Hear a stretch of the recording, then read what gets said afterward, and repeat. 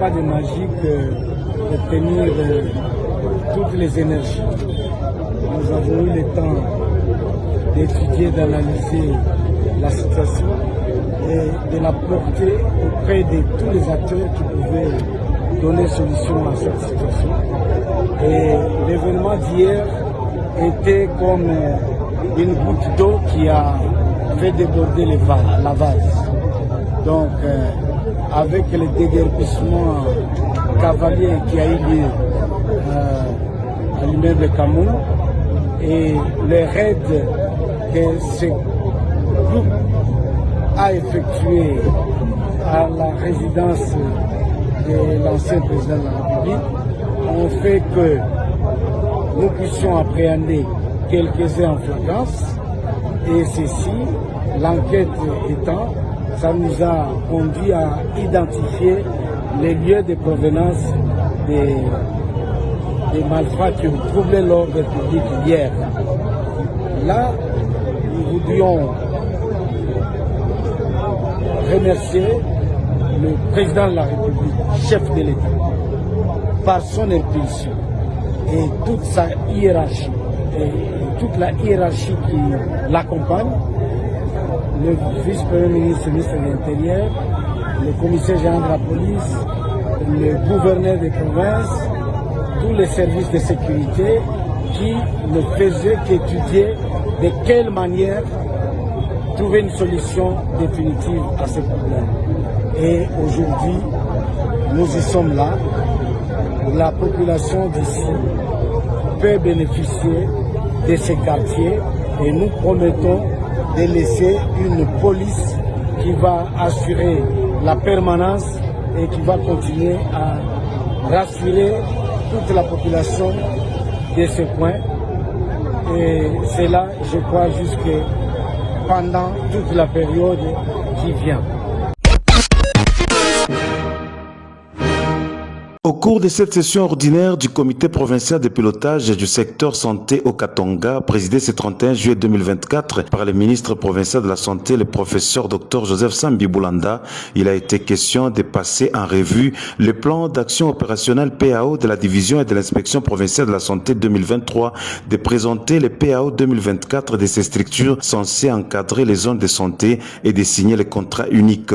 Ce dernier est un panier commun de tous les appuis des partenaires sanitaires et du gouvernement pour appuyer les zones de santé afin d'offrir des services de santé de qualité à la population. En présence des partenaires et du gouvernement Kaboula, représenté par son ministre de la Santé, plusieurs présentations des bureaux et programmes techniques ont eu lieu sur les réalisations passées, les difficultés, propositions et plaidoyers afin de bien élaborer le PAO 2024. La signature du PV de l'adoption des plans d'action opérationnelle 2024 de la division et de l'inspection provinciale de la santé a précédé celle du contrat unique signé par le ministre provincial de la Santé, l'UNICEF, représentant des partenaires, la division et l'inspection de la santé du Haut-Katanga. Dans son mot de clôture, le professeur Dr Joseph Sambi Boulanda, ministre provincial de la Santé, a appelé tous les acteurs au respect des recommandations et de s'aligner dans la vision du président de la République, celle de la couverture sanitaire universelle, efficacement relayée en province par le gouverneur Jacques Yaboula Katoué. Je voudrais aussi vous dire de la disponibilité de son Excellence, Monsieur le gouverneur de province, l'honorable Jacques Yaboula Katoué, à servir la province dans la vision du chef de l'État, son Excellence Félix Antoine Tshisekedi Tshilombo. Et vous savez que l'amélioration du vécu quotidien de la population haut-katangaise préoccupe au plus haut point son Excellence Monsieur le gouverneur. Et cela en témoigne le budget croissant en termes d'allocation au secteur de la santé. Donc, nous allons en son nom vous remercier et vous demander davantage, encore plus d'engagement, surtout dans la gestion de ce qui est fait. Donc, je déclare close la session ordinaire du comité provincial de pilotage du secteur santé. Je vous remercie. Pour rappel, c'est pour le renforcement du leadership, la coordination du secteur et la bonne gouvernance qui constituent un axe stratégique important pour le renforcement du système de santé en RDC que le ministère de la Santé a créé le comité national de pilotage de ce secteur présidé en province par le gouverneur Jacques Yaboula Katoué. Mesdames et messieurs, chères femmes africaines et okatangaises, chers compatriotes, au moment où la communauté internationale célèbre la Journée internationale de la femme africaine, je me fais le devoir de saisir l'opportunité qui m'est offerte pour réaffirmer ma ferme détermination à accompagner la lutte que mène la femme depuis des décennies, car sa condition continue à susciter des inquiétudes. Permettez-moi de recommander les mamans africaines entre les mains de l'Éternel et de rendre les vibrants hommages à son Excellence, M. Félix-Antoine Tshisekedi Tshilombo, président de la République, chef de l'État, qui ne ménage aucun effort pour que la femme congolaise puisse recouvrir ses droits qui lui sont consacrés par les lois nationales et les conventions internationales déjà ratifiées par notre pays. Cette détermination est matérialisée en province par son Excellence Jacques Kabula Katwe, gouverneur de la province du Haut-Katanga. Cette année 2024, l'Union africaine a choisi le thème « Éduquer et qualifier l'Afrique pour le XXIe siècle ». Ce thème est en parfaite adéquation avec notre volonté d'investir en faveur des femmes. Car investir en faveur des femmes, c'est investir dans l'avenir de l'Afrique.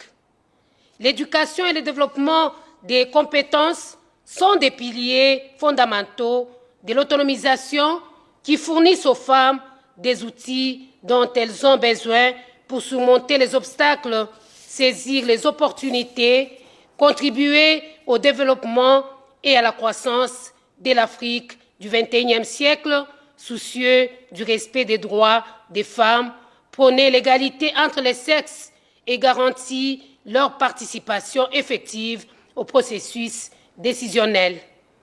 Certes, le travail abattu par la femme africaine est remarquable car il a déjà permis de poser des jalons qui lui permettront de s'armer d'instruments juridiques appropriés visant l'entrepreneuriat et le leadership féminin en vue d'une émergence d'excellence de la femme africaine.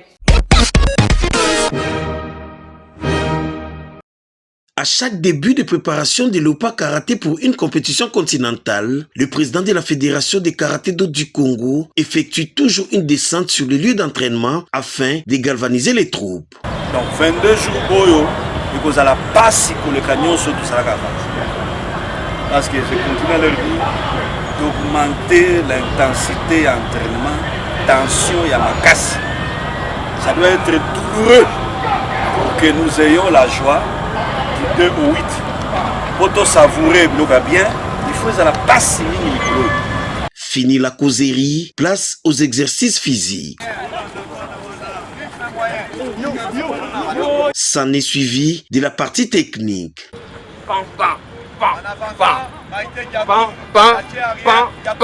Ces groupes, composés d'une trentaine de karatékas, préparent les championnats d'Afrique cadet, junior et U21 prévus du 2 au 8 septembre 2024 à Tunis. Ce rendez-vous est très attendu par Yohan Pambalou, médaille d'argent dans la catégorie des moins de 54 kilos lors des championnats d'Afrique région centre qui s'est tenu récemment au Cameroun. Nous travaillons dur tous les jours pour pouvoir être à la hauteur de vos attentes. Parce que là-bas, nous devons travailler beaucoup plus dur. Ça ne sera pas de la rigolade, mais nous serons prêts. Le championnat d'Afrique Centre, c'était ma toute première sortie en tant que représentante de l'équipe nationale catégorie cadet. J'ai fait de mon mieux et j'ai ramené 2 médailles au pays. Et j'espère que pour ma deuxième sortie en Tunisie, je fasse encore mieux. Décrocher une médaille d'or au championnat d'Afrique, c'est le rêve de Maître Freddy Lacombo, président de la FECACO et de toute son équipe. Voilà pourquoi ils ont renforcé le staff technique en intégrant Maître Laurent Prosper Chimbalanga pour atteindre cet objectif. Celui-ci s'occupera de l'OPA U21. Je viens d'intégrer le staff technique de la Fédération de Karaté. Je vais me concentrer dans la préparation de l'équipe de I-21 parce que nous sommes en préparatif de la rencontre qui va avoir lieu à Tunis. Alors nous avons une vingtaine de jours de nous préparer. Alors pendant cette période, nous nous concentrons pour donner une forme qui convient afin que nous puissions ramener de médailles dans notre pays, parce que nous n'allons pas en promenade. 20 jours de souffrance et de beaucoup de sacrifices qui attendent les léopards karaté de la RDC afin de rehausser leur niveau et d'être prêts les jours du voyage prévu le 1er septembre prochain.